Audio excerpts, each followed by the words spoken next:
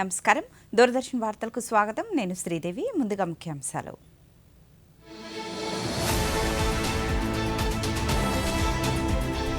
ఆత్మనిర్భర్ భారత్ లక్ష్య సాధనలో సైనిక శిక్షణ మరింత పటిష్టం కావాలన్న రాష్ట్రపతి ద్రౌపది ముర్ము.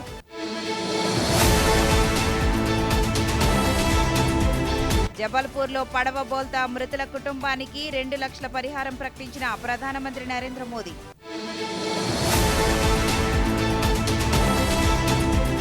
కార్మిక సంక్షేమం కోసం లేబర్ అడ్డాలు ఏర్పాటు చేస్తామన్న ముఖ్యమంత్రి చంద్రబాబు నాయుడు.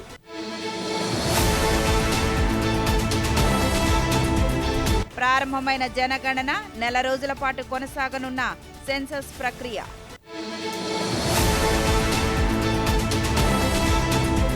జీఎస్టీ వసూళ్లలో సరికొత్త రికార్డు. గత ఏడాదితో పోల్చితే 8.7% వృద్ధి నమోదు.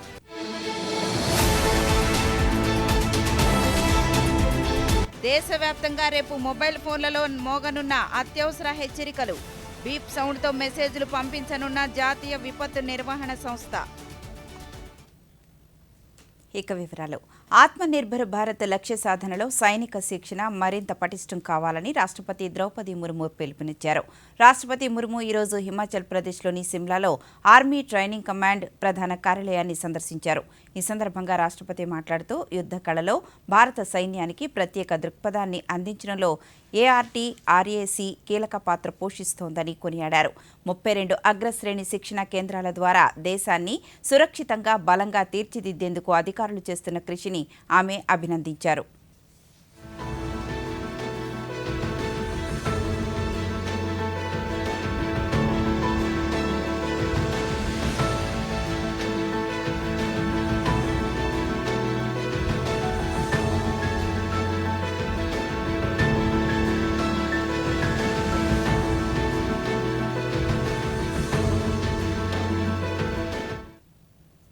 మధ్యప్రదేశ్లోని జబల్పూర్లో పడవ బోల్తా పడిన ఘటనలో పౌరులు ప్రాణాలు కోల్పోవడం పట్ల ప్రధానమంత్రి నరేంద్ర మోదీ తీవ్ర విచారం వ్యక్తం చేశారు.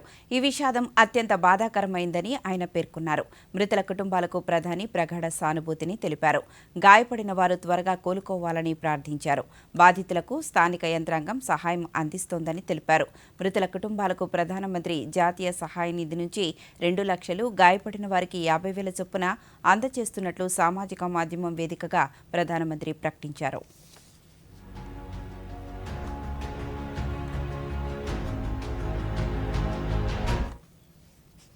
మధ్యప్రదేశ్లోని జబల్పూర్ జిల్లా బర్గి డ్యాం వద్ద విషాదం చోటు చేసుకుంది. నర్మదా నదిపై నిర్మించిన ఈ రిజర్వాయర్లో నిన్న సాయంత్రం 29 మంది ప్రయాణికులు, 2 సిబ్బందితో వెళుతున్న ఓ క్రూయిజ్ బోట్ అకస్మాత్తుగా బోల్తా పడింది.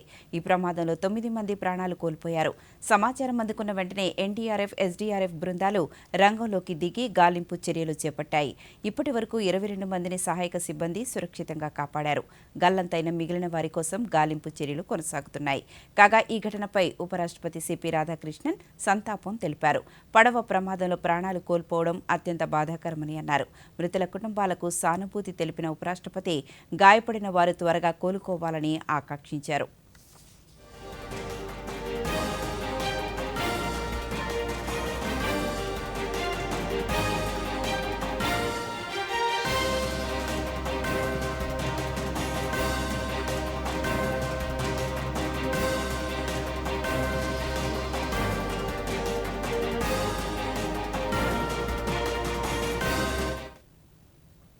పాడి పరిశ్రమ మౌలిక సదుపాయాలను బలోపేతం చేస్తామని కేంద్ర సహకార శాఖ మంత్రి అమిత్ షా అన్నారు.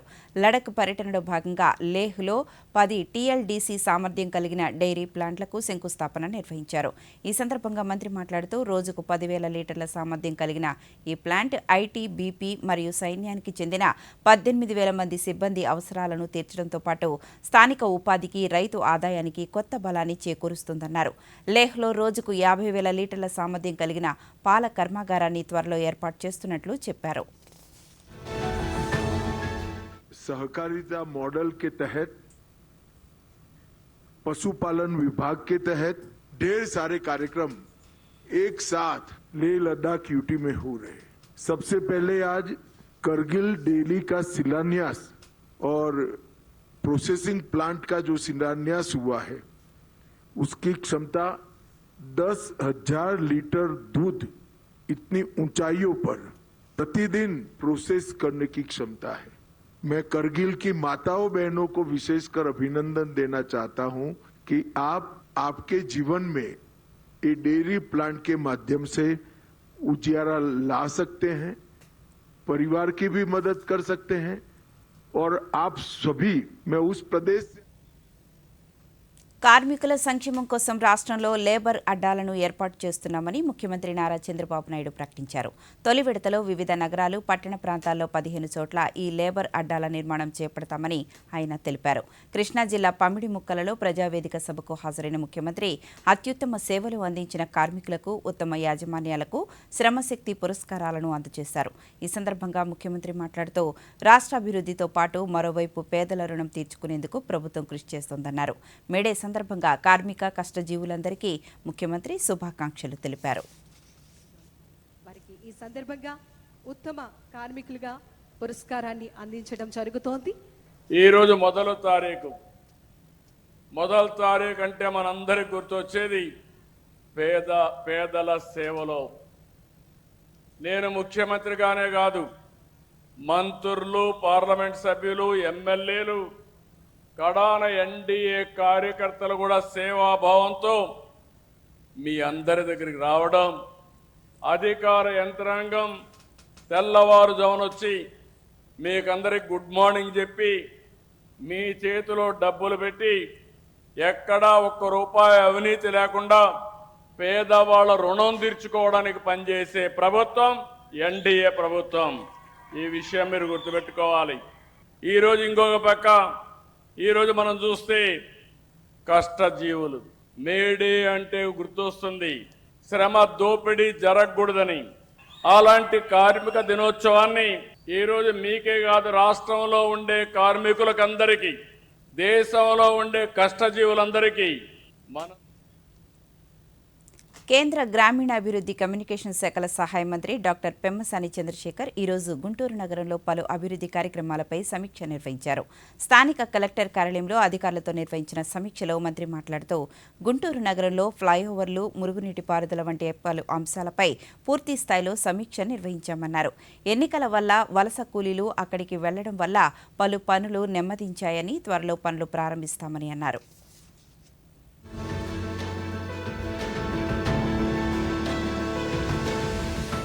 శంకర్ విలాస్ బ్రిడ్జిలో ఇష్యూస్ ఏ ఉన్నాయంటే ల్యాండ్ ఎక్విజిషన్ నోటిఫికేషన్ ఇచ్చారు. జూలై ఎండ్కి ఆ ల్యాండ్ ఎక్విజిషన్ నోటిఫికేషన్ అయిపోతే ఇక మాకు ఫైనల్, అంటే అది కూడా సర్వీస్ రోడ్లకే ప్రాబ్లం, బ్రిడ్జ్ కట్టడానికి ఏం ప్రాబ్లం లేదు.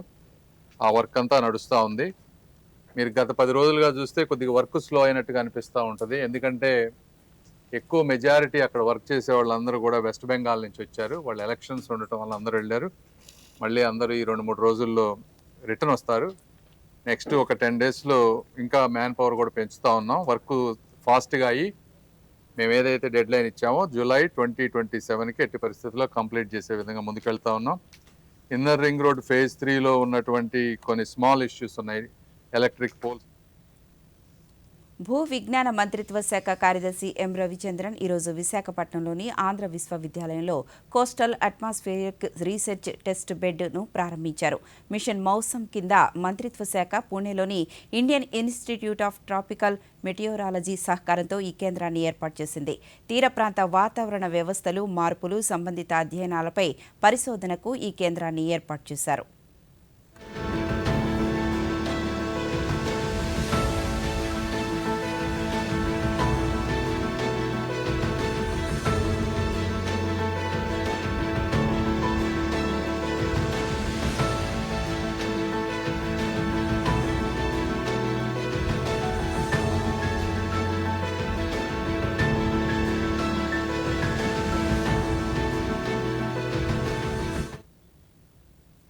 ఇప్పుడు ప్రకటనలో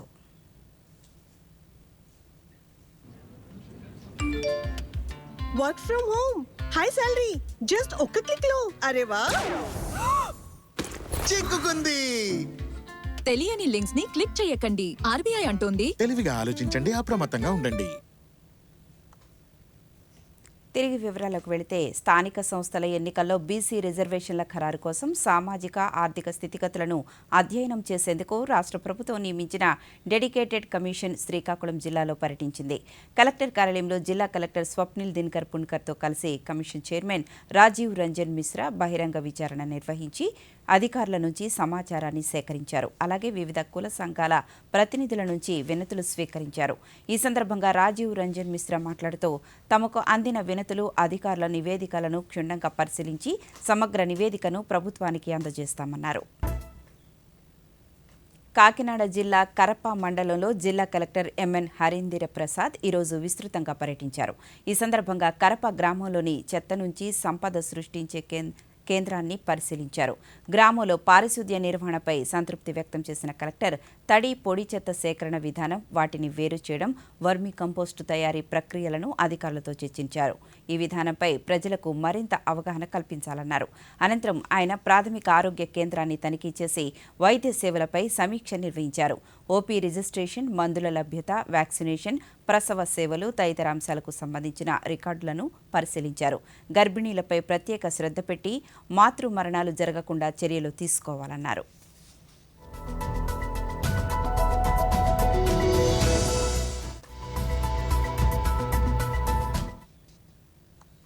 భారత నౌకాదళం మరో శక్తివంతమైన యుద్ధ నౌకతో మరింత బలోపేతమైంది.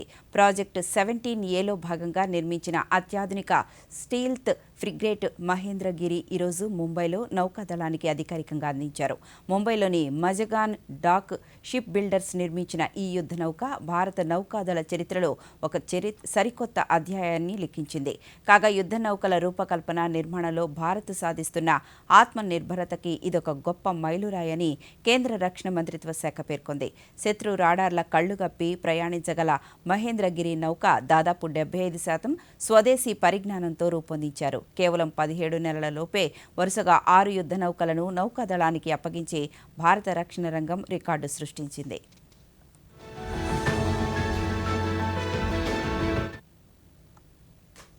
రాష్ట్ర వ్యాప్తంగా నేటి నుండి ఈ నెల 31 వరకు జరగనున్న జనగణన సెన్సస్ ప్రక్రియను గన్నవరం మండలం కేసరపల్లిలో జనగణన విభాగం రాష్ట్ర డిప్యూటీ డైరెక్టర్ ప్రసన్న కుమార్ పరిశీలించారు. తహసీల్దార్ ఆధ్వర్యంలో బృందాలుగా ఏర్పడిన అధికారులు గ్రామంలో ఇంటింటికి వెళ్లి సర్వే నిర్వహిస్తున్నారు. ఈ సందర్భంగా ప్రసన్న కుమార్ మాట్లాడుతూ ఖచ్చితమైన గణాంకాల కోసం ప్రజలందరూ సర్వే బృందాలకు పూర్తి స్థాయిలో సహకరించాలని కోరారు. సర్వే కోసం వచ్చే అధికారుల వద్ద తహసీల్దార్ సంతకంతో కూడిన క్యూఆర్ కోడ్ ఉన్న ఐడి కార్డులను ప్రజలు గమనించాలన్నారు.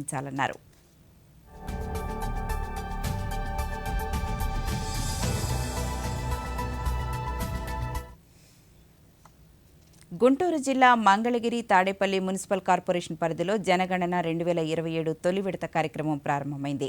దేశవ్యాప్తంగా నిర్వహిస్తున్న ఈ కార్యక్రమంలో భాగంగా మంగళగిరిలోని శాలివాహన నగర్లో గృహ నిర్మాణం, వసతుల వివరాల సేకరణకు శ్రీకారం చుట్టినట్లు మున్సిపల్ కార్పొరేషన్ కమిషనర్ అలీం బాషా తెలిపారు. ఈ సందర్భంగా కమిషనర్ మాట్లాడుతూ ప్రజలు తమ ఇంటికి వచ్చే సిబ్బందికి సరైన సమాచారాన్ని అందించి సహకరించాలని కోరారు. జనగణన కార్యక్రమం దేశ ఆర్థికాభివృద్ధికి పునాది వంటిదని, ప్రజల జీవన స్థితిగతులను అర్థం చేసుకోవడానికి ఇది అత్యంత అవసరమని పేర్కొన్నారు. 30 వరకు చెప్పాము అందరికి, మీరు స్వతహాగా మొబైల్లో చేసుకోవాలి.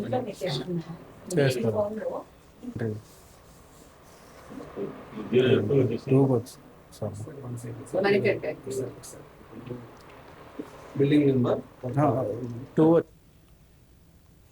రాష్ట్రంలోనే అత్యధిక ఉష్ణోగ్రతలు నమోదయ్యే జిల్లాల్లో అనంతపురం ఒకటి. వేసవికాలం వచ్చిందంటే ఇక్కడి ప్రజలు ఎండ వేడిమికి విలవిలలాడుతూ ఉంటారు. ముఖ్యంగా ట్రాఫిక్ సిగ్నల్స్ వద్ద నిలబడే వాహనదారుల కష్టాలు వర్ణనాతీతం. ఈ సమస్యకు పరిష్కారంగా అనంతపురం నగరపాలక సంస్థ ఒక వినూత్న మార్గాన్ని అన్వేషించింది. ప్రధాన కూడళ్లలో వాటర్ స్ప్రింక్లర్లు ఏర్పాటు చేసి వాహనదారులకు చల్లని అనుభూతిని కలిగిస్తోంది. దీనిపై ప్రత్యేక కథనాన్ని ఇప్పుడు చూద్దాం. అనంతపురం నగరంలో భానుడు నిప్పులు చెరుగుతున్న వేళ నగరపాలక సంస్థ వాహనదారులకు చల్లని కబురు అందించింది. నగరంలోని అత్యంత రద్దీగా ఉండే సప్తగిరి సర్కిల్లో అత్యాధునిక వాటర్ స్ప్రింక్లర్లను ఏర్పాటు చేశారు. ట్రాఫిక్ సిగ్నల్ వద్ద రెడ్ లైట్ పడగానే ఈ స్ప్రింక్లర్లు ఆటోమేటిక్గా పనిచేస్తూ గాలిలో నీటి తుంపర్లను వెదజల్లుతాయి. దీంతో సిగ్నల్ వద్ద ఎండవేడిమి తగ్గి ఒక్కసారిగా చల్లటి వాతావరణం నెలకొంటోంది. కేవలం స్ప్రింక్లర్లే కాకుండా మరికొన్ని కీలక కూడళ్లలో ఎండ నేరుగా తగలకుండా భారీ పరదాలను కూడా ఏర్పాటు చేశారు. వాహనదారులు ఎండలో కాకుండా నీడలో నిలబడేలా ఈ ఏర్పాటు చేయడం పట్ల సర్వత్రా ప్రశంసలు వ్యక్తమవుతున్నాయి. అతి తక్కువ విద్యుత్, తక్కువ నీటి ఖర్చుతో ఈ స్ప్రింక్లర్లు పనిచేయడం ఈ ప్రాజెక్టులోని ప్రత్యేకత. రానున్న రోజుల్లో నగరంలోని అన్ని ప్రధాన కూడళ్లలో స్ప్రింక్లర్లను విస్తరిస్తామని, వేసవిలో ప్రయాణించే వాహనదారులకు ఇది ఎంతో ఉపశమనాన్ని ఇస్తుందని, ప్రజల నుండి విశేష స్పందన లభిస్తుందని అధికారులు తెలిపారు. మిస్ట్ ఫాగింగ్ అంటే చలువ పందిళ్లను రీప్లేస్ చేస్తూ అడ్వాన్స్డ్ సిస్టంతో ప్రజలకు చక్కటి సౌకర్యాన్ని అంటే ఎండ తాపం తగలకుండా చేయాలనే ఉద్దేశంతో మనం సప్తగిరి సర్కిల్లో మొట్టమొదటి చేశాం. రెండవది వచ్చేసి మున్సిపల్ కార్పొరేషన్లోనే బిల్ కౌంటర్ల దగ్గర చేశాం. ప్రజల నుండి ప్రతిస్పందన చూస్తే చాలా చక్కగా బాగున్నది, రిసీవ్ చేసుకున్నారు. ఈ సిస్టమ్ను వీలైతే నెక్స్ట్ ఇయర్లో కల్లా కూడా టోటల్ అన్ని సర్కిల్స్లో కూడా అంటే దాదాపు 10-12 సర్కిల్స్లో ఇంప్లిమెంట్ చేయాలని ఆశిస్తున్నాం. గతంలో సిగ్నల్ పడితే ఎండలో నిలబడలేక చాలా ఇబ్బంది పడేవాళ్లని, కానీ ఇప్పుడు ఈ వాటర్ స్ప్రింక్లర్లు ఏర్పాటుతో సిగ్నల్ పడగానే చల్లగా ఎండవేడి నుండి కొంత ఉపశమనం లభిస్తుందని, నగరపాలక సంస్థ ఇలాంటి వినూత్న కార్యక్రమాలను మరిన్ని చేయాలని వాహనదారులు సంతోషం వ్యక్తం చేస్తున్నారు. అనంతపురం నగరపాలక సంస్థ ప్రతి సంవత్సరం ఈ ప్రధాన కూడల్లో పరదాలు ఏర్పాటు చేసేది మాకు వేసవి నుంచి ఉపశమనం కోసం. అందులో భాగంగా ఈసారి వినూత్నంగా ఒక కొత్త కార్యక్రమాన్ని వాళ్ళు రూపొందించారు. అదేమంటే ఈ ట్రాఫిక్ సిగ్నళ్లలో చిరుజల్లులతో కూడిన ఈ స్ప్రింక్లర్ ద్వారా మా మీదకి ఒక చల్లటి వాతావరణం కల్పించేలాగా ఒక నీళ్లు పడుతున్నాయి. ఇలా ఏర్పాటు చేయడం చాలా సంతోషంగా ఉంది. సాంకేతికతను సామాన్యుల సౌకర్యం కోసం వినియోగిస్తూ అనంతపురం నగరపాలక సంస్థ ఇతర నగరాలకు ఆదర్శంగా నిలుస్తోంది. ఎండ వేడిమిని తట్టుకునేందుకు చేసిన ఈ చిన్న ప్రయోగం వాహనదారులకు పెద్ద ఊరటనిస్తోంది. వికసిత భారత్ లక్ష్య సాధనలో భాగంగా మారుమూల ప్రాంతాల అనుసంధానానికి ప్రాధాన్యతనిస్తున్నట్లు కేంద్ర గ్రామీణాభివృద్ధి శాఖ మంత్రి శివరాజ్ సింగ్ చౌహాన్ తెలిపారు. ఒడిశాలోని రాయగడలో గ్రామీణాభివృద్ధి మంత్రిత్వ శాఖ నిర్వహించిన కార్యక్రమంలో పాల్గొన్న ఆయన ప్రధానమంత్రి గ్రామ సడక్ యోజన 4ను ప్రారంభించారు. ఈ సందర్భంగా కేంద్ర మంత్రి ప్రసంగిస్తూ నూతనంగా రహదారుల నిర్మాణంతో పాఠశాలలు, ఆసుపత్రులు అందరికీ అందుబాటులో ఉండడం వల్ల గ్రామీణ ఆర్థిక వ్యవస్థ బలపడుతుందన్నారు. रायगढ़ और सचमुच में अद्भुत है। यहाँ की जनता भली भोली मेहनती और रायगढ़ में तो कला कौशल और कल्याण की त्रिवेणी है रायगढ़।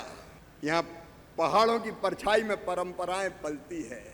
यहाँ की हवाओं में एक अलग ही गूंज है, एक अलग अपनापन है। यहाँ लांजिया सोरा की जीवंत कलाकृतियां हैं। एक और नागावली और बंसधारा नदियों का कलकल करता संगीत, तो दूसरी तरफ हाथी पत्थर के विशाल झरने। लगता है धरती पर अगर स्वर्ग है तो यही है, यही है, यही है। सचमुच रायगढ़ शिल्प का शिखर है। కేంద్ర ప్రభుత్వ విద్యాశాఖ ఆధ్వర్యంలో నడుస్తున్న హైదరాబాద్లోని విదేశీ భాషా విశ్వవిద్యాలయానికి రాజస్థాన్ విద్యాశాఖకు మధ్య ఈరోజు అవగాహన ఒప్పందం కుదిరిందని కేంద్ర విద్యాశాఖ మంత్రి ధర్మేంద్ర ప్రధాన్ తెలిపారు. ఈరోజు ఆయన మీడియాతో మాట్లాడుతూ అవగాహన ఒప్పందం ప్రకారం రాజస్థాన్కు చెందిన 1000 మంది విద్యార్థులకు ప్రతి సంవత్సరం జపనీస్, కొరియన్, జర్మన్, ఫ్రెంచ్, స్పానిష్తో సహా 5 విదేశీ భాషలను బోధిస్తారని తెలిపారు. రాజస్థాన్ యువతకు ఈ 5 భాషల్లో శిక్షణ ఇవ్వబడుతుంది. యువత అందరికీ జాతీయ, ప్రపంచ స్థాయిలో మరిన్ని అవకాశాలు కల్పించేందుకు కృషి జరుగుతున్నట్లు తెలిపారు. 1000 विद्यार्थियों को प्रारंभ में 5 फॉरेन लैंग्वेज की पढ़ाई किया जाएगा। Japanese, Korean, German, France and Spanish, ये 5 भाषा में राजस्थान की नौजवानों को प्रशिक्षित किया जाएगा, जिसमें ग्लोबल कॉम्पिटेंसी बढ़ेगी। राजस्थान के अंदर जो दुनिया है यानी trade, commerce, industry, tourism, hospitality, दोनों की ओर से राजस्थान के नौजवान विदेशी भाषा से दक्ष होगा तो बाहर के लोगों से डील कर पाएगा। ఇప్పుడు ప్రకటనలో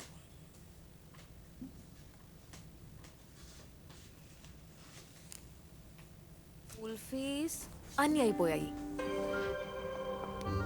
బడ్జెట్ రెడీ అయిందా? 5000 మిగిలాయి. కొత్త చీర తీసుకుంటావా?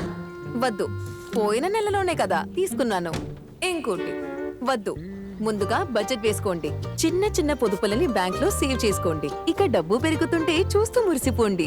చెప్పవులే, ఇక వెళ్ళమ్మా. ఆర్బీఐ అంటోంది, పొదుపు చేసే వనిత సాధిస్తుంది ఘనత. తిరిగి వివరాలకు వెళితే, ఉన్నత చదువులు చదివినా నైపుణ్యం లేక సరైన ఉద్యోగం లేని గ్రామీణ యువతకు దీన్ దయాళ్ ఉపాధ్యాయ గ్రామీణ కౌశల్య యోజన DDU GKY ఒక అద్భుతమైన వేదికగా మారింది. సాధారణ రెస్టారెంట్ల నుండి 5 స్టార్ హోటళ్ల వరకు గౌరవప్రదమైన ఉపాధిని అందించే ఫుడ్ అండ్ బెవరేజ్ కోర్సుల్లో నెల్లూరు యువతులు సత్తా చాటుతున్నారు.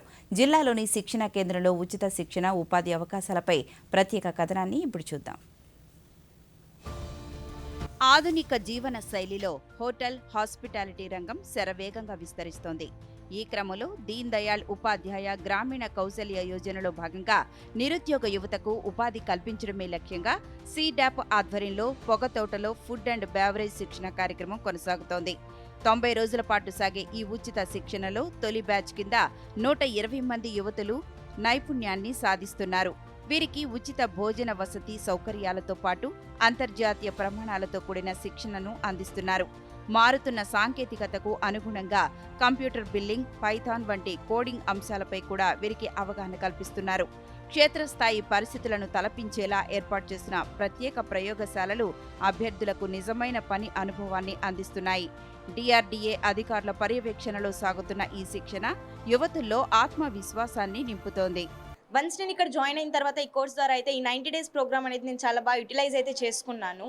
ఈ కోర్స్లో అనేది మేము స్టివర్డ్స్ ఒక డ్యూటీ ఏంది, క్యాప్టెన్స్ ఒక డ్యూటీ ఏంది, హోటల్స్లో గెస్ట్ వచ్చినప్పుడు ఎలా రిసీవ్ చేసుకోవాలి, ఎలా చెక్అవుట్ చేయాలి, అండ్ దీంట్లో మేము ఏమేమి ఎక్విప్మెంట్స్ యూస్ చేస్తాము, ఏం బేవరేజెస్కి అంటే ఏం ఎక్విప్మెంట్స్ యూస్ చేస్తాము, ఫుడ్కి అనేది ఏం ఎక్విప్మెంట్స్ యూస్ చేస్తాం అనేది అయితే నేను నేర్చుకున్నాను. ఇక్కడ సర్వీస్ గైర్ అనేది కూడా నేను నేర్చుకున్నాను, ఎలా సర్వ్ చేయాలనేది కూడా నేనైతే నేర్చుకున్నాను. కస్టమర్లతో ఎలా మాట్లాడాలి, విషయాన్ని ఎలా వివరించాలి అనే కమ్యూనికేషన్ నైపుణ్యాలను నేర్పిస్తున్నారని, వికసిత భారత్ లక్ష్య సాధనలో భాగస్వామ్యం అవుతున్నందుకు చాలా సంతోషంగా ఉందని లబ్ధిదారులు తెలిపారు. సార్ని కాంటాక్ట్ అయితే నువ్వేం ఇక్కడ రూపాయి కూడా పే చేయాల్సిన అవసరం లేదమ్మా, అంతా ఫ్రీయే, ఫుడ్, హాస్టల్ అన్నీ ఫ్రీయే, మేము ఫ్రీగానే మీకు నేర్పిస్తాము ఈ కోర్స్ అని చెప్పారు. అలా నేను 3 మంత్స్ ఇక్కడ కోర్స్ నేర్చుకున్నాను. దీని నెక్స్ట్ జాబ్స్ కూడా మేమే ఇప్పిస్తామని చెప్పేసి 100% మాకు చెప్పారు. సో జాబ్స్ కూడా ఇప్పించారు. ఈ జాబ్స్ హోటల్స్ అంటే 5 స్టార్ హోటల్స్, 3 స్టార్ హోటల్స్లో జాబ్స్ ఉంటాయి, మీ ఫ్యూచర్ బాగుంటుంది అని చెప్పేసి చెప్పారు. అలానే నేను నేర్చుకున్నాను. అలానే నాలాంటి మిడిల్ డ్రాప్స్ ఉన్న అమ్మాయిలందరికీ ఇది యూజ్ అయిద్దని చెప్పేసి నేను అనుకుంటున్నాను. DDU GKY ఒక ప్రోగ్రామ్ అనేది ఉంది నెల్లూరులో పొగతోటలో. అక్కడికి వెళ్ళి మనం జాయిన్ అయ్యామంటే మంచిగా మనకి communication skills plus computer skills కూడా నేర్పిస్తున్నారు వితౌట్ కాస్ట్తో. సో నేను ఇక్కడికి వచ్చి జాయిన్ అయ్యాను. నాకు ఇక్కడికి వచ్చి జాయిన్ అయ్యాక తెలిసింది 90 డేస్ ప్రోగ్రామ్ ఉంటుంది. ఆ 90 డేస్ ప్రోగ్రాంలో కంప్యూటర్ స్కిల్స్ కోసం వచ్చిన నేను ఫుడ్ అండ్ బెవరేజ్ కూడా నేర్చుకున్నాను సర్వీసు.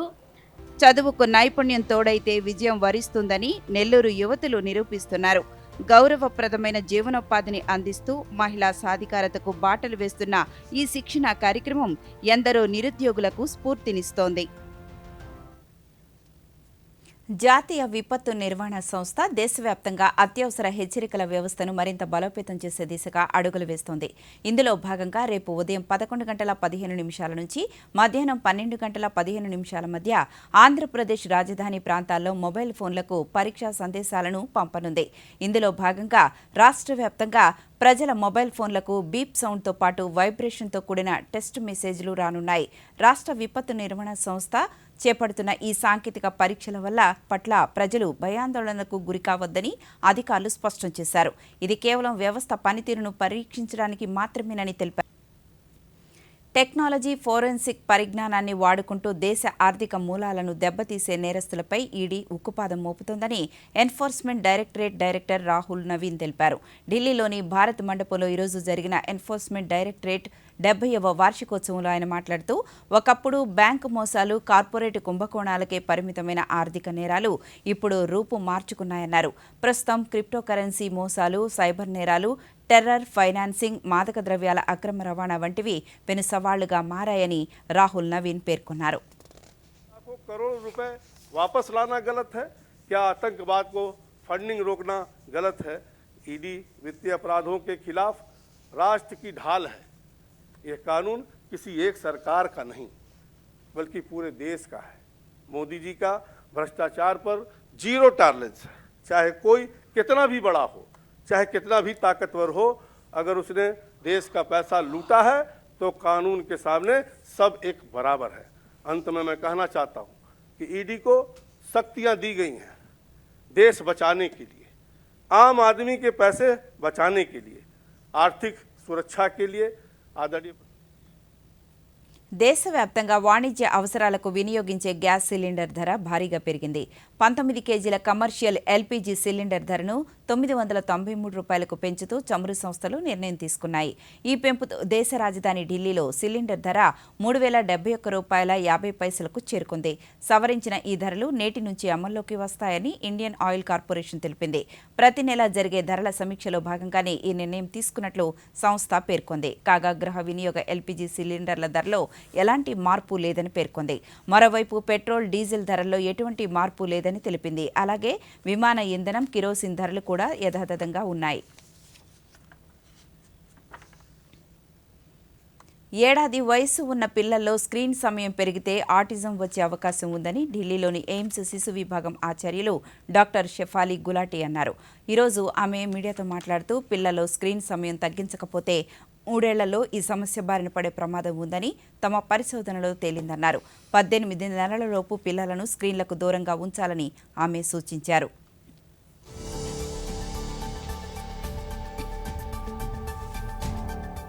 ऑटिज़म स्पेक्ट्रम डिसऑर्डर के लिए विशेष में स्क्रीन टाइम के लिए काफ़ी रिसर्च हुई है, काफ़ी स्पेकुलेशंस है. उसके अंदर ये देखा गया है कि जो बच्चों में जो प्रूवन स्टडीज़ हैं, 1 साल की उम्र में जिनका स्क्रीन टाइम ज़्यादा था उनको 3 साल की एज में लड़कों में ऑटिज़म ज़्यादा प्रेवलेंट पाया गया है और लड़कियों में भी ऑटिज़म के सिम्टम्स ज़्यादा पाए गए हैं. और काफ़ी सारी और स्टडीज़ जो हैं और उसमें मेटा एनालिसिस में देखा गया है कि जितना जल्दी आपने बच्चे को स्क्रीन टाइम शुरू किया और जितना ड्यूरेशन ज़्यादा दिया उससे ज़्यादा कोरिलेशन हुआ है ऑटिज़म के साथ. हमने దేశ ఆర్థిక వ్యవస్థలో సరికొత్త రికార్డు నమోదైంది. ఏప్రిల్ 2026 నెలలో వస్తు సేవల పన్ను జీఎస్టీ వసూళ్లు ఆకాశాన్ని తాకాయి. మునుపెన్నడూ లేని విధంగా స్థూల జీఎస్టీ వసూళ్లు 2,42,702 కోట్ల రూపాయలకు చేరుకుని రికార్డు సృష్టించాయి. గతేడాదితో పోలిస్తే ఇది ఏకంగా 8.7% వృద్ధిని నమోదు చేసింది. కాగా దిగుమతులపై వచ్చే పన్ను ఆదాయం 25% పైగా పెరగడంతో పాటు దేశీయ లావాదేవీల వృద్ధి కారణంగా ఈ భారీ వసూళ్లు సాధ్యమయ్యాయి. ఇక రీఫండ్లు పోను నికర ఆదాయం 7.3% వృద్ధితో 2.11 లక్షల కోట్ల రూపాయలుగా నమోదైంది. 2025-26 ఆర్థిక సంవత్సరం ముగిసే సమయానికి జీఎస్టీ వసూళ్లు 22 లక్షల కోట్ల మార్కును దాటింది.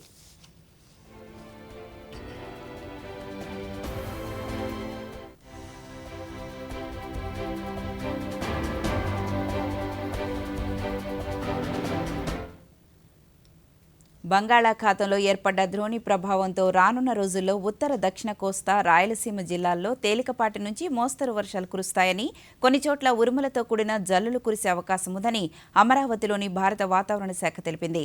ఉరుములతో కూడిన మెరుపులతో తీరం వెంబడి గంటకు 50 నుంచి 60 కిలోమీటర్ల వేగంతో ఈదురుగాలులు వీస్తాయని వెల్లడించింది. రాయలసీమలోనూ తేలికపాటి నుంచి మోస్తరు వర్షాలు పడనున్నట్లు వాతావరణ శాఖ అధికారులు తెలిపారు.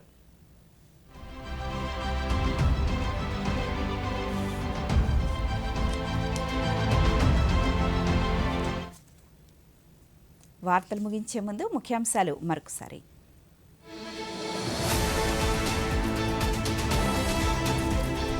ఆత్మనిర్భర్ భారత్ లక్ష్య సాధనలో సైనిక శిక్షణ మరింత పటిష్టం కావాలన్న రాష్ట్రపతి ద్రౌపది ముర్ము.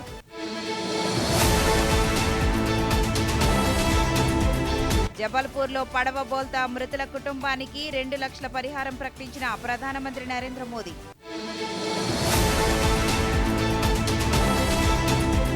కార్మిక సంక్షేమం కోసం లేబర్ అడ్డాలు ఏర్పాటు చేస్తామన్న ముఖ్యమంత్రి చంద్రబాబు నాయుడు.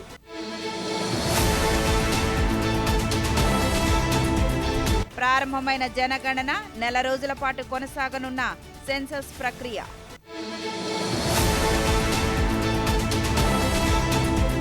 జీఎస్టీ వసూళ్లలో సరికొత్త రికార్డు. గత ఏడాదితో పోల్చితే 8.7% వృద్ధి నమోదు.